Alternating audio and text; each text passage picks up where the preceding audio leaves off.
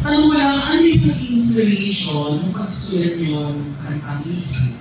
And why lalo sa siya sa dami ng mga magagaling pa rin natin and sikat na female singers? Okay, first, when I was with Retrospect, pinapanood ko na si Lani sa Makati, sa mga bars, no? Hindi pa siya malaki-malaki, talagang idol ko na siya. You know, yung voice na kasi siya lang yung nakitaan ko ng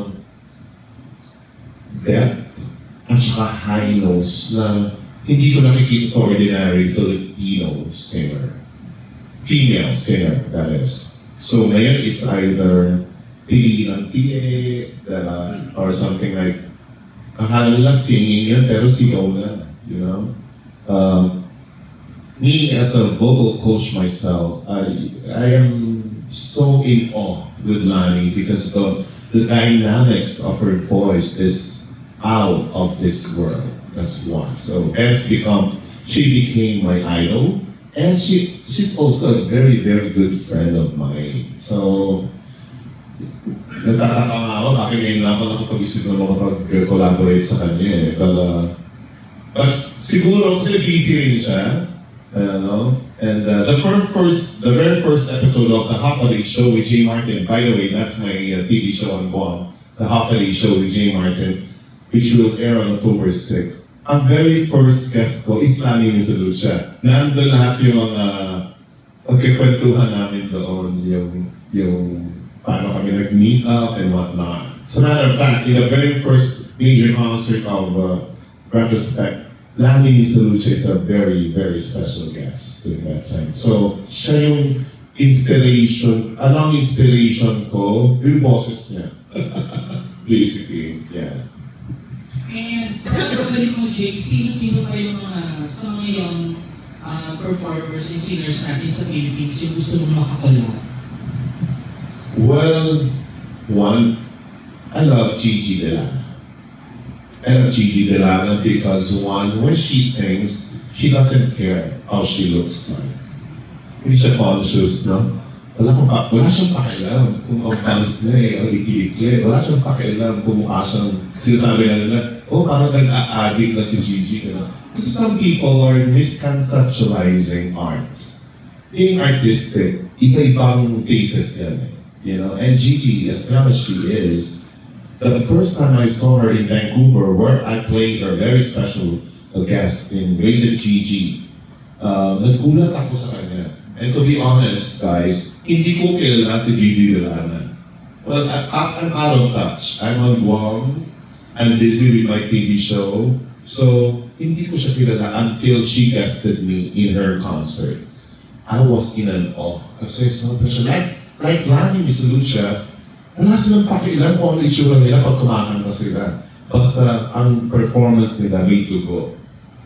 Andun yung you know what I'm saying? So siya, Gigi Delana, gusto ko siya. Thank you, Jay. You're welcome. Good luck. Thank you very much. Hi, Jay. Parang ang dami mong gigs abroad. Hindi ba nakakapagod yun na ang dami mo pumunta? Tapos may TV show. Kapagod, actually. So, ang ginagawa ko pag free time ko sa Guam, I would really like shoot. Nagbabank ako ng mga episodes, no? But since that normal, kasi nag-start ang Half a Day Show with Jay Martin, virtual. So online, I was interviewing Jed Manela, Marty Strong, Nani, who else?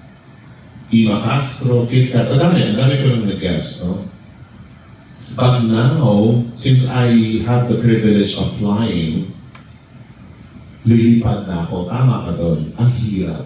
Sobra. Yung interview mo with Lani, I felt like I was in a pressure cooker after flying so many stops. Kasi may mga layover from Guam, Hawaii, going to Houston, Texas, and then to Vegas.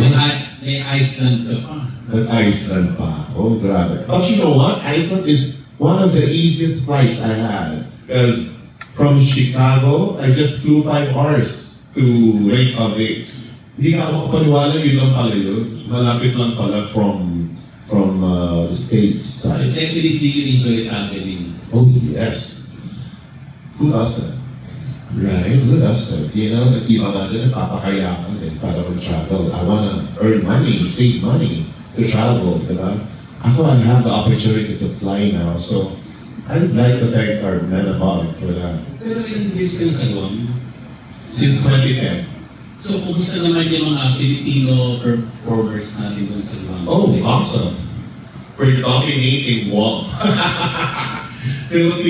Guam, actually, I called it the annex of the Philippines. Annex B of the Philippines. Guam, when you go there, pagbagsak mo pa lang sa airport, ang dami ng mga Pinoy, you know. Maraming opportunities para sa kanila doon when it comes to performing arts.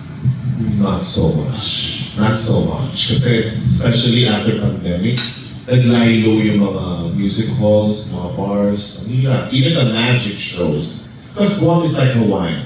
It's a tourist spot. So in a hotel, like Vegas, di ba may mga magic show na less, naglasa. So, ang hirap. It's also tough when it comes to our living, livelihood. Ang hirap sa Guam. It's not easy also, but of course, it's better. Filipinos on Guam are in better place, like in the provinces of the Philippines, without any derogatory meaning. Because there you work, you earn dollars, right? Here, nagpapakahirap ka sa province and all, nagsasaka ka, nagbimisda ka. Ang hirap, you know? But there, you're being paid per hour in dollars, saying. So, yeah, mga Pinoy's not very thankful and mabubuti ang loob ng mga Filipino Guamanians. Mabababa ang loob. Jay, last na lang. Kanina you mentioned about ikaw ang tunay na naka-discover kay Isko Moreno. Pero kayo hindi naliwag is okay naman. Yes, of course.